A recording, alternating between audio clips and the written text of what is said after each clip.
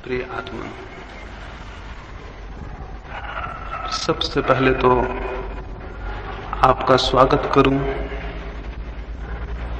इसलिए कि परमात्मा में आपकी उत्सुकता है, इसलिए कि सामान्य जीवन के ऊपर एक साधक के जीवन में प्रवेश करने की आकांक्षा है, इसलिए कि संसार के अतिरिक्त सत्य को पाने की प्यास है। सौभाग्य है उन लोगों का जो सत्य के लिए प्यासे हो सके। बहुत लोग पैदा होते हैं, बहुत कम लोग सत्य के लिए प्यासे हो पाते हैं। सत्य का मिलना तो बहुत बड़ा सौभाग्य है, सत्य की प्यास होना भी उतना ही बड़ा सौभाग्य है। सत्य ना भी मिले तो कोई हर्ज नहीं, लेकिन सत्य की प्यास ही पैदा ना हो तो बहुत बड़ा हर्ज है।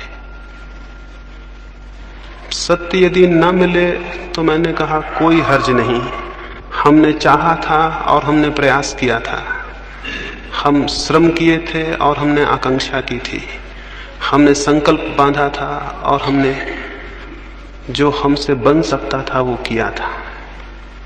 और यदि सत्य ना मिले तो कोई हर्ज नहीं, लेकिन सत्य की प्यास ही हमें पैदा ना हो तो जीवन बहुत दुर्भाग्य से भर जाता है। और मैं आपको ये भी कहूं कि सत्य को पा लेना उतना महत्वपूर्ण नहीं है जितना सत्य के लिए ठीक अर्थों में प्यासे हो जाना है। वो भी एक आनंद है। जो क्षुद्र के लिए प्यासा होता है वो क्षुद्र को पाकर भी आनंद उपलब्ध नहीं करता, और जो विराट के लिए प्यासा होता है वो उसे ना भी पा सके तो भी आनंद से भर जाता है। इसे पुनः दोहराऊं, जो क्षुद्र के लिए आकांक्षा करे वो अगर क्षुद्र को पा भी ले तो भी उसे कोई शांति और आनंद उपलब्ध नहीं होता है। और जो विराट की अभीप्सा से भर जाए वो अगर विराट को उपलब्ध ना भी हो सके तो भी उसका जीवन आनंद से भर जाता है। जिन अर्थों में हम श्रेष्ठ की कामना करने लगते हैं उन्हीं अर्थों में हमारे भीतर कोई श्रेष्ठ पैदा होने लगता है। कोई परमात्मा या कोई सत्य हमारे बाहर हमें उपलब्ध नहीं होगा, उसके बीज हमारे भीतर हैं और वे विकसित होंगे, लेकिन वे तभी विकसित होंगे जब प्यास की आग और प्यास की तपिश और प्यास की गर्मी हम पैदा कर सकें। मैं जितनी श्रेष्ठ की आकांक्षा करता हूं उतना ही मेरे मन के भीतर छिपे हुए बीज जो विराट और श्रेष्ठ बन सकते हैं वे कंपित होने लगते हैं और उनमें अंकुर आने की संभावना पैदा हो जाती है। जब आपके भीतर कभी ये ख्याल भी पैदा हो कि परमात्मा को पाना है, जब कभी ये ख्याल भी पैदा हो कि शांति को और सत्य को उपलब्ध करना है, तो इस बात को स्मरण रखना कि आपके भीतर कोई बीज अंकुर होने को उत्सुक हो गया है। इस बात को स्मरण रखना आपके भीतर कोई दबी हुई आकांक्षा जाग रही है।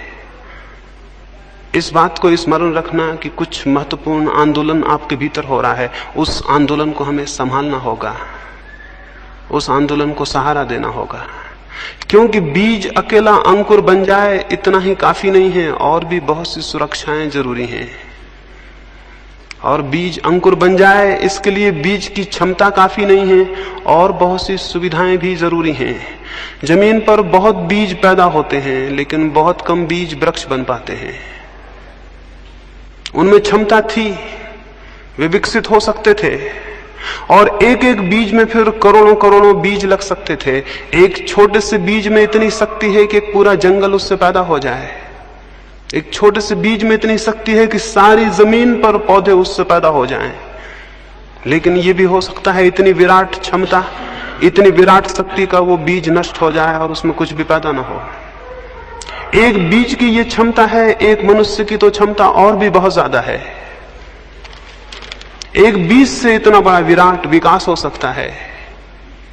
एक पत्थर के छोटे से टुकड़े से अगर अणु को विस्फोट कर लिया जाए तो महान ऊर्जा का जन्म होता है, बहुत शक्ति का जन्म होता है। मनुष्य की आत्मा, मनुष्य की चेतना का जो अणु है, अगर वो विकसित हो सके, अगर उसका विस्फोट हो सके, अगर उसका विकास हो सके, तो जिस शक्ति और ऊर्जा का जन्म होता है उसी का नाम परमात्मा है। परमात्मा को हम कहीं पाते नहीं हैं, बल्कि अपने ही विस्फोट से, अपने ही विकास से जिस ऊर्जा को हम जन्म देते हैं, जिस शक्ति को, उस शक्ति का अनुभव परमात्मा है। उसकी प्यास आप में है, इसलिए मैं स्वागत करता हूं। लेकिन इससे कोई ये ना समझे कि आप यहां इकट्ठे हो गए हैं तो जरूरी हो कि आप प्यासे ही हों। आप यहां इकट्ठे हो सकते हैं मात्र एक दर्शक की भांति भी। आप यहां इकट्ठे हो सकते हैं एक मात्र सामान्य जिज्ञासा की भांति भी। आप यहां इकट्ठे हो सकते हैं एक कुतूहल के कारण भी, लेकिन कुतूहल से कोई द्वार नहीं खुलते। और जो ऐसे ही दर्शक की भांति खड़ा हो, उसे कोई रहस्य उपलब्ध नहीं होते। इस जगत में जो भी पाया जाता है उसके लिए बहुत कुछ चुकाना पड़ता है। इस जगत में जो भी पाया जाता है उसके लिए बहुत कुछ चुकाना पड़ता है। कुतूहल कुछ भी नहीं चुकाता है, इसलिए कुतूहल कुछ भी नहीं पा सकता है। कुतूहल से कोई साधना में प्रवेश नहीं करता। अकेली जिज्ञासा नहीं, मुमुक्षा, एक गहरी प्यास।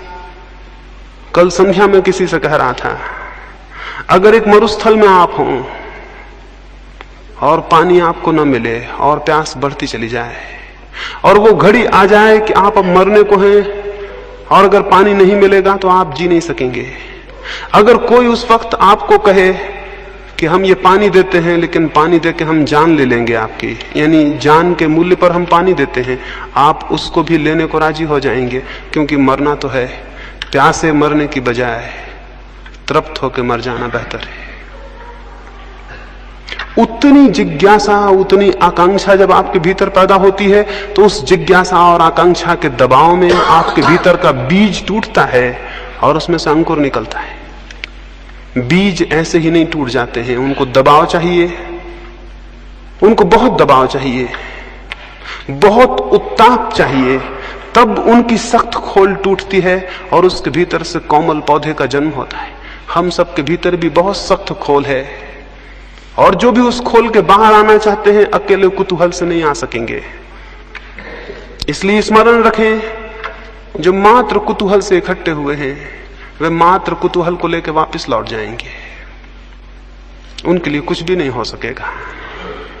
जो दर्शक की भांति इकट्ठे हों वे दर्शक की भांति ही वापस लौट जाएंगे, उनके लिए कुछ भी नहीं हो सकेगा। इसलिए प्रत्येक अपने भीतर पहले तो यह ख्याल कर ले उसमें प्यास है। प्रत्येक अपने भीतर ये विचार कर ले वो प्यासा है। इसे बहुत स्पष्ट रूप से अनुभव कर ले, वो सच में परमात्मा में उत्सुक है। उसकी कोई उत्सुकता है सत्य को, शांति को, आनंद को उपलब्ध करने के लिए? अगर नहीं है तो वो समझे कि वो जो भी करेगा उस करने में कोई प्राण नहीं हो सकते, वो निष्प्राण होगा। और तब फिर उस निष्प्राण चेष्टा का अगर कोई फल ना हो तो साधना जिम्मेवार नहीं होगी, आप स्वयं जिम्मेवार होंगे। इसलिए पहली बात अपने भीतर अपनी प्यास को खोजना और उसे स्पष्ट कर लेना है। आप सच में कुछ पाना चाहते हैं,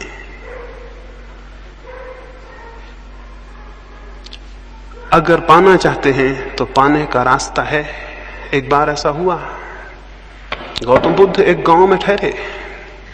एक व्यक्ति ने उनको आके कहा कि आप रोज कहते हैं कि हर एक व्यक्ति मोक्ष पा सकता है, लेकिन हर एक व्यक्ति मोक्ष पा क्यों नहीं लेता है? बुद्ध ने कहा, मेरे मित्र एक काम करो, संध्या को गांव में जाना और सारे लोगों से पूछ के आना वे क्या पाना चाहते हैं। एक फहरिस्त बनाओ, हर एक का नाम लिखो और उसके सामने लिख लाना उनकी आकांक्षा क्या है। वो आदमी गांव में गया, उसने जाके पूछा, उसने एक एक आदमी को पूछा। थोड़े से लोग थे उस गांव में, उन सब ने उत्तर दिए। वो सांझ को वापस लौटा, उसने बुद्ध को आके वो फेहरिस्त दी। बुद्ध ने कहा इसमें कितने लोग मोक्ष के आकांक्षी हैं। वो बहुत हैरान हुआ, उसमें एक भी आदमी ने अपनी आकांक्षा में मोक्ष नहीं लिखाया था। बुद्ध ने कहा हर एक आदमी पा सकता है ये मैं कहता हूं, लेकिन हर एक आदमी पाना चाहता है ये मैं नहीं कहता। हर एक आदमी पा सकता है ये बहुत अलग बात है, और हर एक आदमी पाना चाहता है ये बहुत अलग बात है। अगर आप पाना चाहते हैं तो ये आश्वासन माने, अगर आप सच में पाना चाहते हैं तो इस जमीन पर कोई ताकत आपको रोकने में समर्थ नहीं है, और अगर आप नहीं पाना चाहते तो इस जमीन पर कोई ताकत आपको देने में भी समर्थ नहीं है। तो सबसे पहली बात, सबसे पहला सूत्र जो स्मरण रखना है वो ये कि आपके भीतर एक वास्तविक प्यास है। अगर है तो आश्वासन माने कि रास्ता मिल जाएगा, और अगर नहीं है तो कोई रास्ता नहीं है। आपकी प्यास आपके लिए रास्ता बनेगी। दूसरी बात जो मैं प्रारंभिक रूप से यहां कहना चाहूं वो ये है, बहुत बार हम प्यासे भी होते हैं किन्हीं बातों के लिए, लेकिन हम आशा से भरे हुए नहीं होते हैं। हम प्यासे होते हैं लेकिन आशा नहीं होती। हम प्यासे होते हैं लेकिन निराश होते हैं, और जिसका पहला कदम निराशा में उठेगा उसका अंतिम कदम निराशा में समाप्त होगा। इसे भी स्मरण रखें, जिसका पहला कदम निराशा में उठेगा उसका अंतिम कदम भी निराशा में समाप्त होगा। अंतिम कदम अगर सफलता और सार्थकता में जाना है तो पहला कदम बहुत आशा में उठना चाहिए। तो इन 3 दिनों के लिए आपसे कहूंगा, ये तो पूरे जीवन के लिए कहूंगा, एक बहुत आशा से भरा हुआ दृष्टिकोण। क्या आपको पता है बहुत कुछ इस पर निर्भर करता है आपके चित्त का? क्या आप आशा से भर के किसी काम को कर रहे हैं या निराशा से? अगर आप पहले से निराश हैं तो आप अपने ही हाथ से उस डगाल को काट रहे हैं जिस पर आप बैठे हुए हैं। तो मैं आपको ये कहूं, साधना के संबंध में बहुत आशा से भरा हुआ होना बड़ा महत्वपूर्ण है। आशा से भरे हुए होने का मतलब यह है कि अगर इस जमीन पर किसी भी मनुष्य ने सत्य को कभी पाया है, अगर इस जमीन पर मनुष्य के इतिहास में कभी भी कोई मनुष्य आनंद को और चरम शांति को उपलब्ध हुआ है, तो कोई भी कारण नहीं है कि मैं उपलब्ध क्यों नहीं हो सकूंगा। उन लाखों लोगों की तरफ मत देखें जिनका जीवन अंधकार से भरा हुआ है और जिन्हें कोई आशा और कोई किरण और कोई प्रकाश दिखाई नहीं पड़ता। उन थोड़े से लोगों को इतिहास में देखें जिन्हें सत्य उपलब्ध हुआ है। उन बीजों को मत देखें जो वृक्ष नहीं बन पाए और सड़ गए और नष्ट हो गए। उन थोड़े से बीजों को देखें जिनने विकास को उपलब्ध किया और जो परमात्मा तक पहुंचे। और स्मरण रखें कि उन बीजों को जो संभव हो सका वो प्रत्येक बीज को संभव है। एक मनुष्य को जो संभव हुआ है वो प्रत्येक दूसरे मनुष्य को संभव है।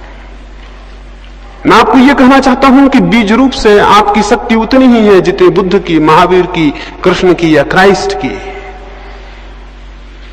परमात्मा के जगत में इस अर्थों में कोई अन्याय नहीं है कि वहां कम और ज्यादा संभावनाएं दी गई हों। संभावनाएं सबकी बराबर हैं, लेकिन वास्तविकताएं सबकी बराबर नहीं है, क्योंकि हम में से बहुत लोग अपनी संभावनाओं को वास्तविकता में परिणत करने का प्रयास ही कभी नहीं करते। तो एक आधारभूत ख्याल आशा से भरा हुआ होना है। ये विश्वास रखें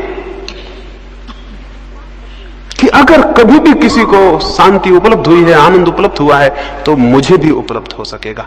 अपना अपमान न करें निराश होकर। निराशा स्वयं का सबसे बड़ा अपमान है। उसका अर्थ है कि मैं इस योग्य नहीं हूं कि मैं भी पा सकूंगा। मैं आपको कहूं, इस योग्य आप हैं, निश्चित पा सकेंगे। देखें, निराशा में भी जीवन भर चलकर देखा है, आशा में इन 3 दिन चल के देखें। इतनी आशा से भर के चलें कि होगी घटना, जरूर घटना घटेगी। क्यों? ये हो सकता है आप आशा से भरे हों, लेकिन बाहर की दुनिया में हो सकता है कोई काम आप आशा से भरे हों तो भी ना कर पाएं, लेकिन भीतर की दुनिया में आशा बहुत बड़ा रास्ता है। जब आप आशा से भरते हैं तो आपका कण कण आशा से भर जाता है, आपका रोआ रोआ आशा से भर जाता है, आपकी श्वास श्वास आशा से भर जाती है, आपके विचारों पर आशा का प्रकाश भर जाता है और आपके प्राण के स्पंदन में, आपकी हृदय की धड़कन में आशा व्याप्त हो जाती है। आपका पूरा व्यक्तित्व जब आशा से भर जाता है तो भूमिका बनती है कि आप कुछ कर सकेंगे। और निराशा का भी व्यक्तित्व होता है, कण कण रो रहा है, उदास है, थका है, डूबा हुआ है, कोई प्राण नहीं है, सब जिससे कि आदमी जिंदा नाम मात्र को हो और मरा हुआ है। ऐसा आदमी किसी प्रयास पर निकलेगा, किसी अभियान पर, तो क्या पा सकेगा? और आत्मिक जीवन का अभियान सबसे बड़ा अभियान है। इससे बड़ी कोई चोटी नहीं है जिसको कोई मनुष्य कभी चढ़ा हो, इससे बड़ी कोई गहराई नहीं है समुद्रों की जिसमें मनुष्य ने कभी डुबकी लगाई हो। स्वयं की गहराई सबसे बड़ी गहराई है और स्वयं की ऊंचाई सबसे बड़ी ऊंचाई है। इस अभियान पर जो निकला हो उसे बड़ी आशाओं से भरा हुआ होना चाहिए। तो मैं आपको कहूंगा 3 दिन आशा की एक भाव स्थिति को कायम रखें। आज रात ही जब सोएं तो बहुत आशा से भरे हुए सोएं और ये विश्वास लेकर सोएं कि कल सुबह जब आप उठेंगे तो कुछ होगा, कुछ हो सकेगा, कुछ किया जा सकेगा।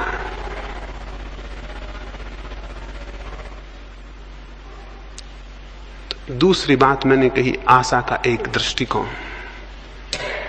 आशा के इस दृष्टिकोण के साथ ही ये भी आपको स्मरण दिला दूं, इन पीछे कुछ वर्षों के अनुभव से इस नतीजे पर पहुंचा हूं कि हमारी निराशा इतनी गहरी है कि जब हमें कुछ मिलना भी शुरू होता है तो निराशा के कारण दिखाई नहीं पड़ता। अभी मेरे पास एक व्यक्ति आते थे, वो अपनी पत्नी को मेरे पास लाए। उन्होंने पहले दिन जब वो आए थे तो मुझे कहा कि मेरी पत्नी को नींद नहीं आती, बिल्कुल नींद नहीं आती बिना दवा के, और दवा से भी 3-4 घंटे से ज्यादा नींद नहीं आती। और मेरी पत्नी भयभीत है, अनजाने भय उसे परेशान किए रहते हैं। घर के बाहर निकलती है तो डरती है, घर के भीतर होती है तो डरती है कि मकान ना गिर जाए। अगर पास में कोई ना हो तो घबराती है कि अकेले में कहीं मृत्यु ना हो जाए, इसलिए पास में कोई होना ही चाहिए। रात को सब दवाइयां अपने पास में रख के सोती है कि बीच रात में कोई खतरा ना हो जाए। वो मुझे अपनी पत्नी की ये भय की और निराशा की हालत बताए। मैंने उनको कहा कि ध्यान का ये छोटा सा प्रयोग शुरू करिए, लाभ होगा। उन्होंने प्रयोग शुरू किया। 7 दिन बाद वो मुझे मिले। मैंने उनसे पूछा क्या हुआ, कैसा है? वो बोले अभी कुछ खास नहीं हुआ, बस नींद भर आने लगी है। उन्होंने मुझसे कहा अभी कुछ खास नहीं हुआ, बस नींद भर आने लगी है। 7 दिन बाद वो मुझे फिर मिले। मैंने उनसे पूछा क्या हुआ? बोले अभी कुछ खास नहीं हुआ, थोड़ा सा भय दूर हो गया है। वो 7 दिन बाद मुझे फिर मिले। मैंने उनसे पूछा कुछ हुआ? वो बोले अभी कुछ विशेष तो नहीं हुआ, ये थोड़ी नींद आ जाती है, भय कम हो गया, दवाइयां अपने पास नहीं रखती, और कुछ खास नहीं हुआ। इसको मैं निराशा की दृष्टि कहता हूं। और ऐसे आदमी को कुछ हो भी जाए तो उसे पता नहीं चलेगा। ये दृष्टि तो बुनियाद से गलत है। इसका तो मतलब है इस आदमी को कुछ हो नहीं सकता, अगर हो भी जाए तो भी उसे कभी पता नहीं चलेगा कि कुछ हुआ। और बहुत कुछ हो सकता था जो कि रुक जाएगा। तो आशा के इस दृष्टिकोण के साथ साथ प्रसंगवशात मैं आपसे ये कहूं, इन 3 दिनों में जो घटित हो उसको स्मरण रखें और जो घटित ना हो उसको बिल्कुल स्मरण ना रखें। इन 3 दिनों में जो घटित हो उसको स्मरण रखें और जो घटित ना हो, जो ना हो पाए, उसे बिल्कुल स्मरण ना रखें। स्मरणीय वो है जो घटित हुआ हो। थोड़ा सा कण भी अगर लगे शांति का, उसको पकड़ें, वो आपको आशा देगा और गतिमान करेगा। और अगर आप उसको पकड़ते हैं जो नहीं हुआ, तो आपकी गति अवरुद्ध हो जाएगी और जो हुआ है वो भी मिट जाएगा। तो इन 3 दिनों में ये भी स्मरण रखें कि इन ध्यान के प्रयोगों में जो थोड़ा सा आपको अनुभव हो उसको स्मरण रखें, उसको आधार बनाएं आगे के लिए। जो न हो उसको आधार ना बनाएं। मनुष्य जीवन भर इसी दुख में रहता है। जो उसे मिलता है उसे भूल जाता है और जो उसे नहीं मिलता उसका स्मरण रखता है। ऐसा आदमी गलत आधार पर खड़ा है। वैसा आदमी बने जिससे जो मिला है उसे स्मरण रखे और उस आधार पर खड़ा हो। अभी मैं पढ़ता था, एक व्यक्ति ने किसी को कहा कि मेरे पास कुछ भी नहीं है, मैं बहुत दरिद्र हूं। उस दूसरे व्यक्ति ने कहा कि अगर तुम दरिद्र हो, एक काम करो, मैं तुम्हारी बाईं आंख चाहता हूं, इसके मैं 5000 रुपए देता हूं, तुम 5000 रुपए ले लो और बाईं आंख दे दो। उस आदमी ने कहा ये मुश्किल है, मैं बाईं आंख नहीं दे सकता। उसने कहा मैं 10,000 रुपए देता हूं, दोनों आंखें दे दो।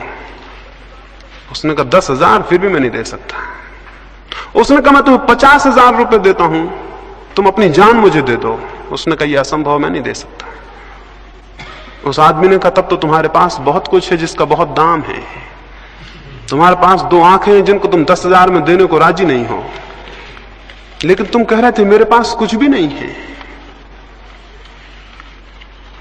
मैं उस आदमी और उस विचार की बात आपसे कह रहा हूं, जो आपके पास है उसको स्मरण रखें, और जो साधना में मिले, थोड़ा सा रत्ती भर भी मिले, उसे स्मरण रखें, उसकी विचार करें, उसकी चर्चा करें। उसके आधार से और मिलने का रास्ता बनेगा, क्योंकि आशा बढ़ेगी। और जो नहीं मिला, एक महिला मेरे पास आती थी, पढ़ी लिखी हैं, एक कॉलेज में प्रोफेसर हैं, संस्कृत की विद्वान हैं। वो मेरे पास आती थी, एक 7 दिन का प्रयोग चलता था ध्यान का, उसमें आती थी। पहले दिन वो प्रयोग करने के बाद उठी और बाहर जाके मुझसे कहीं क्षमा करें, अभी मुझे आज कोई ईश्वर के दर्शन नहीं हुए। पहले दिन वो प्रयोग किए और बाहर जाके मुझसे कहीं क्षमा करें, अभी मुझे कोई ईश्वर के दर्शन नहीं हुए। मैंने कहा अगर ईश्वर के दर्शन हो जाते तो ही खतरे की बात होती, क्योंकि इतना सस्ता जो ईश्वर मिल जाए उसे फिर शायद आप किसी मतलब का भी ना समझते। और मैंने उनसे कहा कि जो ये आकांक्षा करे कि वो 10 मिनट आंख बंद करके बैठ गया है, इसलिए ईश्वर को पाने का हकदार हो गया है, उससे ज्यादा मूढ़तापूर्ण और कोई वृत्ति और विचार नहीं हो सकता। तो मैं आपसे ये कहता हूं कि जो थोड़ा सा भी शांति की किरण आपको मिले, उसे आप सूरज समझें। इसलिए सूरज समझें कि उसी किरण का सहारा पकड़ के आप सूरज तक पहुंच जाएंगे।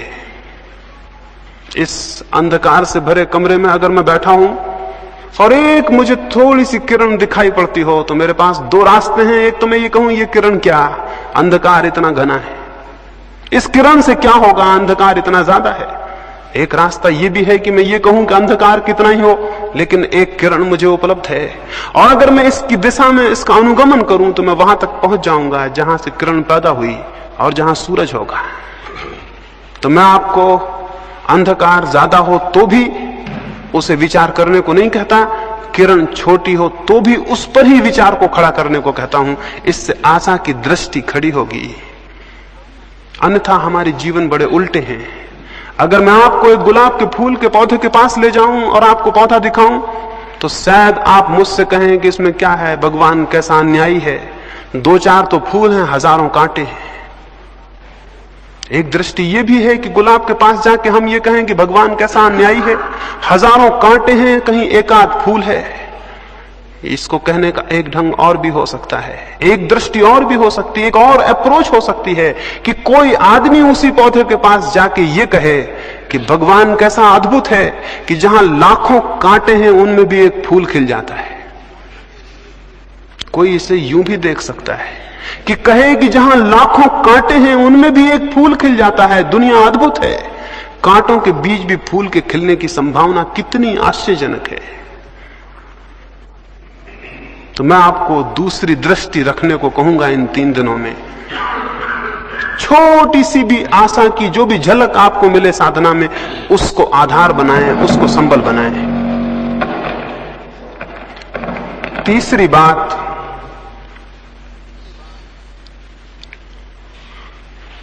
साधना के इन 3 दिनों में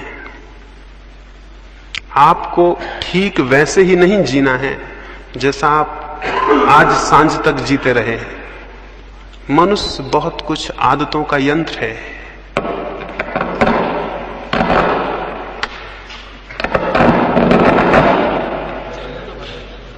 तो ठीक चल रहा है, कुछ ना करो। और अगर मनुष्य अपनी पुरानी आदतों के घेरे में ही चले तो साधना की नई दृष्टि खोलने में उससे बड़ी कठिनाई हो जाती है। तो थोड़े से परिवर्तन करने को मैं आपसे कहूंगा। एक परिवर्तन तो मैं आपसे ये कहूंगा कि इन 3 दिनों में आप ज्यादा बातचीत ना करें। बातचीत इस सदी की सबसे बड़ी बीमारी है, और आपको पता नहीं कि आप कितनी बातें कर रहे हैं। सुबह से सांझ तक, जब तक आप जाग रहे हैं, बातें कर रहे हैं। या तो किसी से कर रहे हैं, अगर फिर कोई मौजूद नहीं है तो अपने भीतर खुद से ही कर रहे हैं।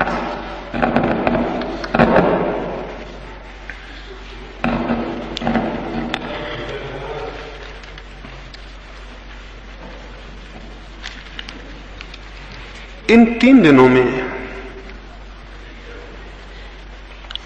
इसका बहुत सजग प्रयास करें कि आपकी बातचीत की जो बहुत यांत्रिक आदत है वो ना चले। एक ही कर देना, उसे बंद कर देना, एक ही कर देना। आदत है हमारी, ये साधक के जीवन में बहुत संघातक है। इन 3 दिनों में मैं चाहूंगा आप कम से कम बात करें, और जो बात भी करें वो बात भी अच्छा हो, कि आपकी वही सामान्य ना हो जो आप रोज करते हैं। आप क्या रोज बातें कर रहे हैं, उसका कोई बहुत मूल्य है? आप उसे नहीं करेंगे तो कोई नुकसान है? जिसको आप कर रहे हैं उसका अगर नहीं उसे बताएंगे, कोई अहित है? इन 3 दिनों में स्मरण रखें कि हमें किसी से कोई विशेष बात नहीं करनी है। बहुत अद्भुत लाभ होगा। अगर कोई थोड़ी बहुत बात आप करें भी, अच्छा हो कि वो साधना से ही संबंधित हो और कुछ ना हो। अच्छा तो यह है कि ना ही करें। ज्यादा से ज्यादा समय मौन को रखें। वो भी जबरदस्ती मौन रखने को नहीं कहता हूं कि आप बिल्कुल बोलें ही ना या लिख के बोलें। आप बोलने के लिए मुक्त हैं, बातचीत करने को मुक्त नहीं। और स्मरण पूर्वक जितना सार्थक हो उतना बोलें, बाकी चुप रहें। 2 लाभ होंगे। एक तो बड़ा लाभ होगा कि व्यर्थ जो शक्ति व्यय होती है बोलने में, वो संचित होगी, और उस शक्ति का हम उपयोग साधना में कर सकेंगे। दूसरा लाभ यह होगा कि आप दूसरे लोगों से टूट जाएंगे और आप थोड़े एकांत में हो जाएंगे। हम यहां पहाड़ पर आए, पहाड़ पर आने का कोई प्रयोजन पूरा ना होगा अगर यहां हम 200 लोग इकट्ठे हुए हैं और आपस में बातचीत करते रहे और बैठ के गपशप करते रहे, तो हम भीड़ के भीड़ में रहे, हम एकांत में नहीं आ पाए। एकांत पे आने के लिए पहाड़ पे जाना ही जरूरी नहीं है, ये भी जरूरी है कि आप दूसरे लोगों से अपना संबंध थोड़ा शिथिल कर लें और अकेले हो जाएं। बहुत नाम मात्र को संबंध रखें। समझें कि आप अकेले हैं इस पहाड़ पर और दूसरा कोई नहीं है, और आपको इस तरह जीना है जैसे आप अकेले आए होते, अकेले रहते, अकेले घूमने जाते, अकेले किसी दरख्त के नीचे बैठते। वैसे झुंड में आप ना जाएं, 4-6 मित्र बन के ना जाएं, अलग अलग एक एक। इन 3 दिनों में हम इस तरह जिए। ये मैं आपको कहूं कि भीड़ में जीवन का कोई श्रेष्ठ सत्य न कभी पैदा होता है और न कभी अनुभव होता है। भीड़ में कोई महत्वपूर्ण बात कभी नहीं हुई। जो भी सत्य के अनुभव हुए हैं वे अत्यंत एकांत में और अकेलेपन में हुए हैं। जब हम किसी मनुष्य से नहीं बोलते और जब हम सारी बातचीत बाहर और भीतर बंद कर देते हैं, तो प्रकृति किसी बहुत रहस्यमय ढंग से हमसे बोलना शुरू कर देती है। वो शायद हमसे निरंतर बोल रही है, लेकिन हम अपनी बातचीत में इतने व्यस्त हैं कि वो धीमी सी आवाज हमें सुनाई नहीं पड़ती। हमें अपनी सारी आवाज बंद कर देनी होगी ताकि हम उस अंतश्चेतन की आवाज को सुन सकें जो प्रत्येक के भीतर चल रही है। तो इन 3 दिनों में बिल्कुल बातचीत को छीन कर दें। स्मरण पूर्वक अगर आदतवश बातचीत शुरू हो जाए और ख्याल आ जाए तो बीच में वहीं तोड़ दें और क्षमा मांग लें कि भूल हो गई। अकेले में जाएं। यहां जो हम प्रयोग करेंगे वे तो करेंगे ही, लेकिन आप अकेले में प्रयोग करें। कहीं भी चले जाएं, किसी दरख्त के नीचे बैठे। हम ये भी भूल गए हैं कि हमारा प्रकृति से कोई संबंध है और कोई नाता है, और हमको ये भी पता नहीं है कि प्रकृति के सानिध्य में व्यक्ति जितनी शीघ्रता से परमात्मा की निकटता में पहुंचता है उतना और कहीं नहीं पहुंचता। तो इस अद्भुत 3 दिन के मौके का अवसर का लाभ उठाएं, अकेले में चले जाएं और व्यर्थ की बातचीत ना करें। वो 3 दिन के बाद फिर करने को आप काफी समय रहेगा, उसे बाद में कर ले सकते हैं।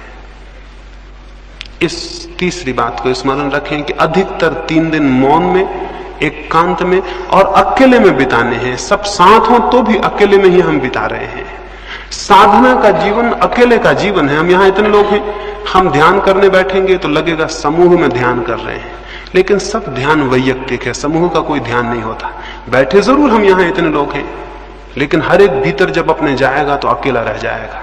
जब वो आंख बंद करेगा अकेला हो जाएगा, और जब शांति में प्रवेश करेगा उसके साथ कोई भी नहीं होगा। हम यहाँ 200 लोग होंगे, लेकिन हर एक आदमी केवल अपने साथ होगा, बाकी 199 के साथ नहीं होगा। सामूहिक कोई ध्यान नहीं होता, न कोई प्रार्थना होती है। सब ध्यान, सब प्रार्थनाएं वैयक्तिक होती हैं, अकेली होती हैं। यहां भी हम अकेले रहेंगे, बाहर भी हम अकेले रहेंगे, और अधिकतर मौन में समय को व्यतीत करेंगे, नहीं बोलेंगे। इतना ही काफी नहीं है कि नहीं बोलेंगे, अंतस में भी स्मरण रखेंगे कि व्यर्थ की जो निरंतर बकवास चल रही है भीतर आपके, आप खुद ही बोल रहे हैं, खुद ही उत्तर दे रहे हैं, उसे भी शिथिल रखेंगे, उसे भी छोड़ेंगे। अगर भीतर वो शिथिल ना होती हो, बहुत स्पष्ट भीतर आदेश दें कि बकवास बंद कर दो, बकवास मुझे पसंद नहीं है, अपने भीतर स्वयं से कहें। ये भी मैं आपको कहूं कि साधना के जीवन में अपने से कुछ आदेश देना बहुत महत्वपूर्ण है। कभी आदेश दे के देखें, अकेले में बैठ जाएं, अपने मन को कह दें कि बकवास बंद, मुझे ये पसंद नहीं है, और आप हैरान होंगे कि एक झटके से बातचीत भीतर टूटेगी। 3 दिन स्मरण पूर्वक भीतर आदेश दे दें कि बातचीत मुझे नहीं करनी है। आप 3 दिन में पाएंगे कि अंतर पड़ा है और क्रमशः भीतर की बातचीत बंद हुई है। 5वीं बात, कुछ शिकायतें हो सकती हैं, कोई तकलीफ हो सकती है, 3 दिन उसका कोई ख्याल नहीं करेगा। कोई छोटी मोटी तकलीफ हो, अड़चन हो, उसका कोई ख्याल नहीं करेगा। हम किन्हीं सुविधाओं के लिए यहां इकट्ठे नहीं हुए हैं। अभी मैं एक चीनी साध्वी का जीवन पढ़ता था। वो एक गांव में गई थी, उस गांव में थोड़े से मकान थे। उसने उन मकानों के सामने जाके, सांझ हो रही थी, रात पड़ने को थी, वो अकेली साध्वी थी। उसने लोगों से कहा कि मुझे घर में ठहर जाने दें। अपरिचित स्त्री, फिर उस गांव में जो लोग रहते थे वो उनके धर्म के मानने वाली नहीं थी। लोगों ने अपने दरवाजे बंद कर लिए। दूसरा गांव बहुत दूर था और रात और अकेली, उसे उस रात खेत में जाके सोना पड़ा। वो एक चेरी के दरख्त के नीचे जाके चुपचाप सो गई। रात 2 बजे उसकी नींद खुली। सर्दी थी और सर्दी की वजह से उसकी नींद खुल गई। उसने देखा फूल सब खिल गए हैं और दरख्त पूरा फूलों से लदा है और चांद ऊपर आ गया है और बहुत अद्भुत चांदनी है। और उसने उस आनंद के क्षण को अनुभव किया। सुबह वो उस गांव में गई और उन्होंने उनको धन्यवाद दिया जिन्होंने रात्रि द्वार बंद कर लिए थे। और उन्होंने पूछा, काहे का धन्यवाद? उसने कहा, तुमने अपने प्रेमवश, तुमने मुझ पर करुणा और दया करके रात अपने द्वार बंद कर लिए, उसका धन्यवाद। मैं एक बहुत अद्भुत क्षण को उपलब्ध कर सकी। मैंने चेरी के फूल खिले देखे और मैंने पूरा चांद देखा और मैंने कुछ ऐसा देखा जो मैंने जीवन में नहीं देखा था। और अगर आपने मुझे जगह दे दी होती तो मैं वंचित रह जाती। तब मैं समझी कि उनकी करुणा, कि उन्होंने क्यों मेरे लिए द्वार बंद कर रखे। ये एक दृष्टि है, एक कौन है। आप भी हो सकता था उस रात द्वार से लौटा दिए गए होते तो शायद आप इतने गुस्से में होते रात भर और उन लोगों के प्रति इतनी आपके मन में घृणा और इतने क्रोध होता कि शायद आपको जब चेरी में फूल खिलते तो दिखाई नहीं पड़ते और जब चांद ऊपर आता तो आपको पता नहीं चलता। धन्यवाद तो बहुत दूर था, आप ये सब अनुभव भी नहीं कर पाते। जीवन में एक और स्थिति भी है जब हम प्रत्येक चीज के प्रति धन्यवाद से भर जाते हैं। साधक स्मरण रखें कि उन्हें इन 3 दिनों में प्रत्येक चीज के प्रति धन्यवाद से भर जाना है। जो मिलता है उसके लिए धन्यवाद, जो नहीं मिलता उससे कोई प्रयोजन नहीं। उस भूमिका में अर्थ पैदा होता है, उस भूमिका में भीतर एक निश्चिंतता पैदा होती है, एक सरलता पैदा होती है। और अंतिम रूप से एक बात और, इन 3 दिनों में हम निरंतर प्रयास करेंगे अंतस प्रवेश का, ध्यान का, समाधि का। उस प्रवेश के लिए एक बहुत प्रगाढ़ संकल्प की जरूरत है। प्रगाढ़ संकल्प का यह अर्थ है, हमारा जो मन है उसका एक बहुत छोटा सा हिस्सा, जिसको हम चेतन मन कहते हैं, उसी में सब विचार चलते रहते हैं। उससे बहुत ज्यादा गहराइयों में हमारा 9 हिस्सा मन और है। अगर हम मन के 10 खंड करें तो एक खंड हमारा कॉन्शस है, चेतन है, 9 खंड हमारे अचेतन और अनकॉन्शस है। इस एक खंड में ही हम सब सोचते विचारते हैं। 9 खंडों में उसकी कोई खबर नहीं होती, 9 खंडों में उसकी कोई सूचना नहीं पहुंचती। हम यहां सोच लेते हैं कि ध्यान करना है, समाधि में उतरना है, लेकिन हमारे मन का बहुत सा हिस्सा अपरिचित रह जाता है। वो अपरिचित हिस्सा हमारा साथ नहीं देगा, और अगर उसका साथ हमें नहीं मिला तो सफलता बहुत मुश्किल है। उसका साथ मिल सके इसके लिए संकल्प करने की जरूरत है, और संकल्प मैं आपको समझा दूं कैसा हम करेंगे। अभी यहां संकल्प करके उठेंगे, और फिर जब रात्रि में आप अपने बिस्तरों पे जाएं तो 5 मिनट के लिए उस संकल्प को पुनः दोहराएं, और उस संकल्प को दोहराते दोहराते ही नींद में सो जाएं। संकल्प को पैदा करने का जो प्रयोग है वो मैं आपको समझा दूं, उसे हम यहां भी करेंगे और रोज नियमित करेंगे। संकल्प से मैंने आपको समझाया कि आपका पूरा मन, चेतन और अचेतन, इकट्ठे रूप से ये भाव कर ले कि मुझे शांत होना है, मुझे ध्यान को उपलब्ध होना है। जिस रात्रि गौतम बुद्ध को समाधि उपलब्ध हुई, उस रात वे अपने बोधि वृक्ष के नीचे बैठे और उन्होंने कहा, अब जब तक मैं परम सत्य को उपलब्ध ना हो जाऊं तब तक यहां से उठूंगा नहीं। हमें लगेगा इससे क्या मतलब है, आपके नहीं उठने से परम सत्य कैसे उपलब्ध हो जाएगा? लेकिन ये ख्याल कि जब तक मुझे परम सत्य उपलब्ध ना हो जाए मैं यहां से उठूंगा नहीं, ये सारे प्राण में गूंज गया।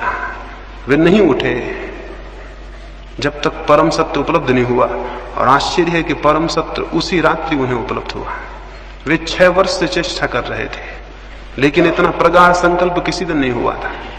संकल्प की प्रगाढ़ता कैसे पैदा हो, वो मैं छोटा सा प्रयोग आपको कहता हूं, वो हम अभी यहां करेंगे, और फिर उसे हम रात्रि में नियमित करके उसे सोएंगे। अगर आप अपनी सारी श्वास को बाहर फेंक दें और फिर श्वास को अंदर ले जाने से रुक जाएं, क्या होगा? अगर मैं अपनी सारी श्वास बाहर फेंक दूं और फिर नाक को बंद कर लूं और श्वास को भीतर न जाने दूं तो क्या होगा? क्या थोड़ी देर में मेरे सारा प्राण उस श्वास को लेने को तड़फने नहीं लगेगा? क्या मेरा रोआ रोआ और मेरे शरीर के जो लाखों कोष्ठ हैं वो मांग नहीं करने लगेंगे कि हवा चाहिए, हवा चाहिए? जितनी देर में रोकूंगा उतना ही मेरे गहरे अचेतन का हिस्सा पुकारने लगेगा, हवा चाहिए। जितनी देर में रोके रहूंगा उतनी ही मेरे प्राण के नीचे के हिस्से भी चिल्लाने लगेंगे, हवा चाहिए। अगर मैं आखिरी क्षण तक रोके रहूं तो मेरा पूरा प्राण मांग करने लगेगा, हवा चाहिए। क्योंकि ये सवाल आसान नहीं है कि ऊपर का हिस्सा ही कहे। अब ये जीवन और मृत्यु का सवाल है तो नीचे के हिस्से भी पुकारेंगे कि हवा चाहिए। इस क्षण की स्थिति में जबकि पूरे प्राण हवा को मांगते हो, तब आप अपने मन में यह संकल्प सतत दोहराएं कि मैं ध्यान में प्रवेश करके रहूंगा। उन क्षणों में जब आपके पूरे प्राण श्वास मांगते हो, तब आप अपने मन में यह भाव दोहराते रहें कि मैं ध्यान में प्रवेश करके रहूंगा। यह मेरा संकल्प है कि मैं ध्यान में प्रवेश करके रहूंगा। उस वक्त आपका मन ये दोहराता रहे। उस वक्त आपके प्राण श्वास मांग रहे होंगे और आपका मन ये दोहराएगा। जितनी गहराई तक प्राण कंपित होंगे उतनी गहराई तक आपका ये संकल्प प्रविष्ट हो जाएगा।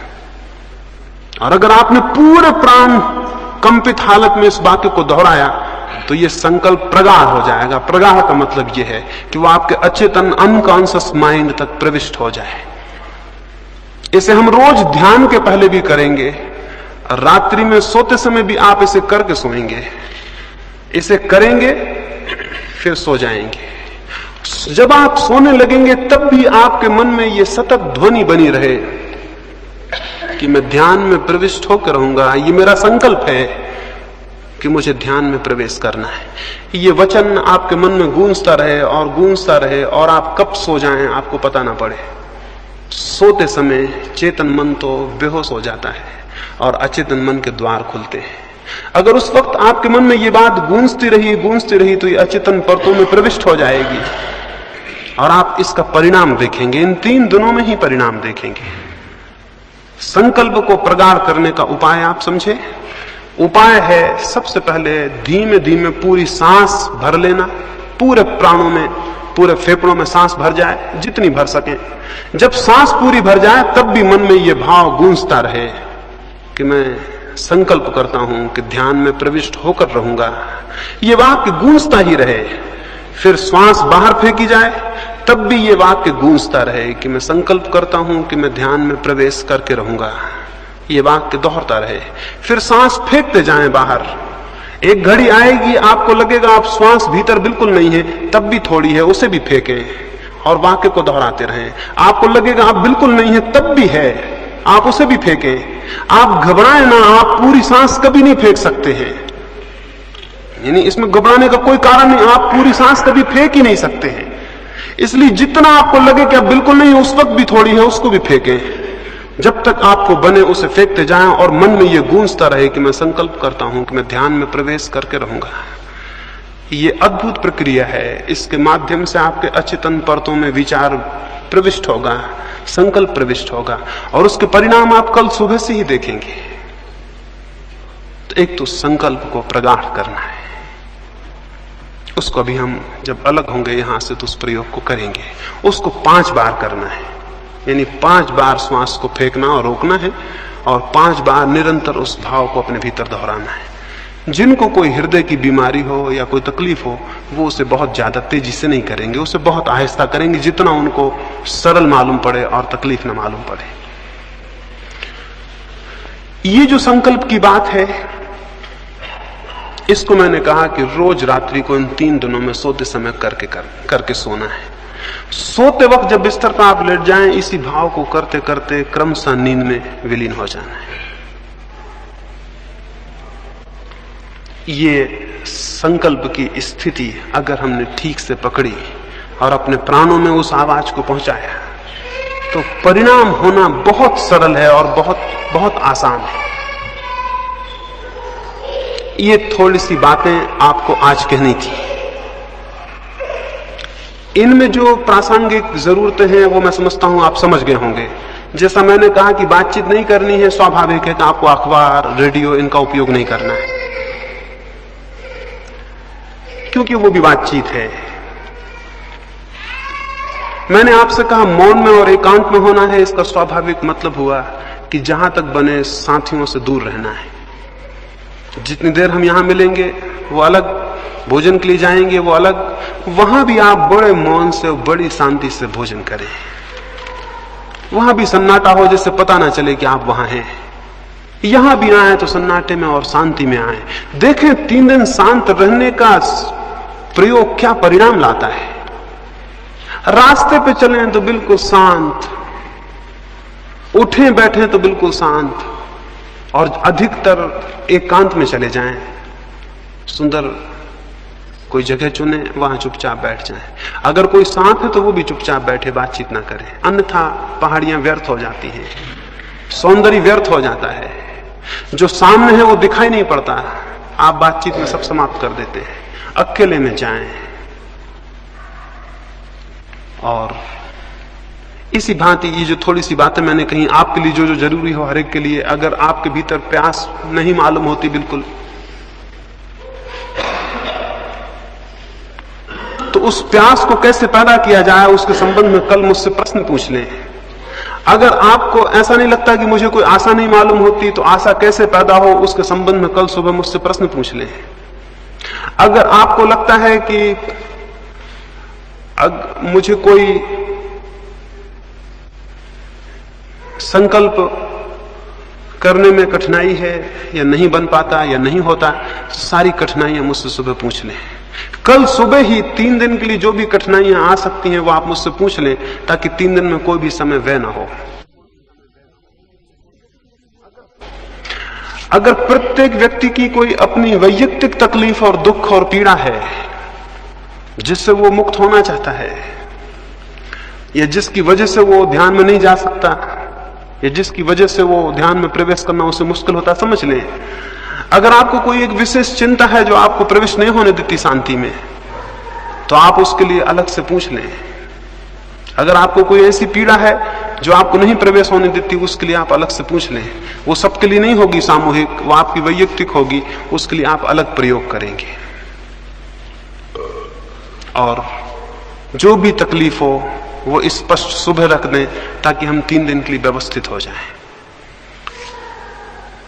ये थोड़ी सी बातें मुझे आपसे कहनी थी, आपकी एक भाव दृष्टि बने, और फिर जो हमें करना है वो हम कल से शुरू करेंगे और कल से समझेंगे। अभी हम थोड़े थोड़े सब फासले पे बैठ जाएंगे, हाल तो बड़ा है, सब फासले पे बैठ जाएंगे ताकि हम संकल्प का प्रयोग करें और फिर हम यहां से विदा हों।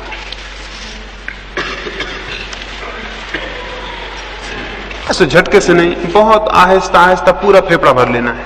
जब आप फेफड़ों को भरेंगे तब आप स्वयं अपने मन में दोहराते रहेंगे कि मैं संकल्प करता हूं कि मैं ध्यान में प्रवेश करके रहूंगा। इस वाक्य को आप दोहराते रहेंगे। फिर जब श्वास पूरी भर जाए आखिरी सीमा तक, तब उसे थोड़ी देर रोकें और अपने मन में ये दोहराते रहें। घबराहट बढ़ेगी, मन होगा बाहर फेंक दें, तब भी थोड़ी देर रोकें और इस वाक्य को दोहराते रहें। फिर श्वास को धीरे धीरे बाहर निकालें, तब भी वाक्य दोहरता रहे। फिर सारी श्वास बाहर निकालते जाएं, आखिरी सीमा तक लगे तब भी निकाल दें, तब भी वाक्य दोहरता रहे। फिर अंदर जब खाली हो जाए उस खालीपन को रोकें, श्वास को अंदर न लें, फिर दोहरता रहे वाक्य अंतिम समय तक। फिर धीरे धीरे श्वास को अंदर लें। ऐसा 5 बार। एक बार का मतलब हुआ एक दफा अंदर लेना और बाहर छोड़ना, एक बार। इस तरह 5 बार क्रमशः धीरे धीरे सब करें। जब 5 बार कर चुके हैं तब बहुत आहिस्ता से रीढ़ को सीधा रख के ही फिर धीमे धीमे श्वास लेते रहें और 5 मिनट विश्राम से बैठे रहें। ऐसा कोई 10 मिनट हम यहाँ प्रयोग करें। फिर चुपचाप सारे लोग चले जाएंगे, बातचीत का स्मरण रखेंगे, अभी से उसको शुरू कर देना है। शिविर शुरू हो गया इस अर्थों में। सोते समय फिर इस प्रयोग को 5-7 दफा करें, जितनी देर आपको अच्छा लगे। फिर सो जाएं। सोते समय सोचते हुए सोएं उसी भाव को कि मैं शांत होकर रहूंगा, ये मेरा संकल्प है, और नींद आपको पकड़ ले और आप उसको सोचते रहें। लाइट बुझा दें।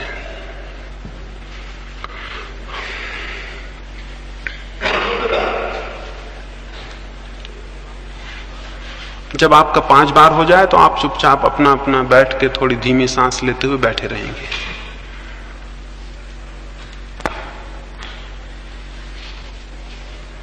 रीढ़ सीधी कर लें, सारे शरीर को आराम से छोड़ दें। रीढ़ सीधी हो और शरीर आराम से छोड़ दें। आंख बंद कर लें, बहुत शांति से श्वास को अंदर लें, और जैसा मैंने कहा वैसा प्रयोग 5 बार करें।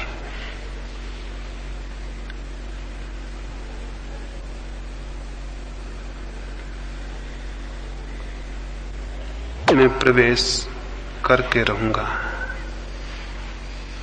मैं ध्यान में प्रवेश करके रहूंगा।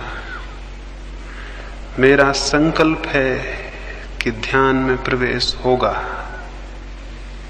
मेरा संकल्प है कि ध्यान में प्रवेश होगा। पूरे प्राणों को संकल्प करने दें।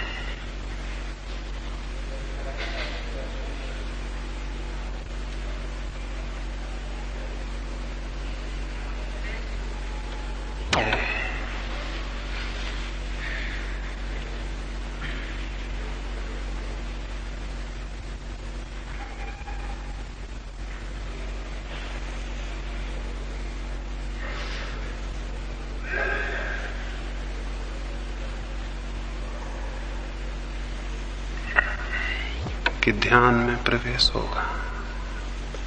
पूरे प्राण में ये बात गूंज जाए, ये अंतश्चेतन तक उतर जाए।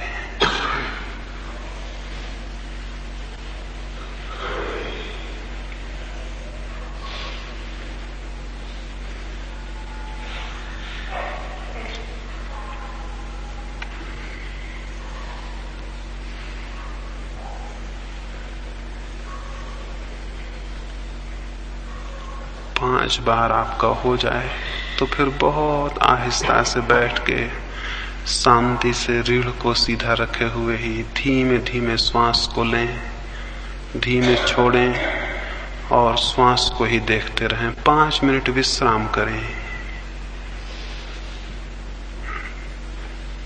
उस विश्राम के समय में जो संकल्प हमने किया है वो और गहरे अपने आप डूब जाएगा। 5 बार संकल्प कर लें, फिर चुपचाप बैठ के श्वास को देखते रहें 5 मिनट तक और बहुत धीमी श्वास लें। फिर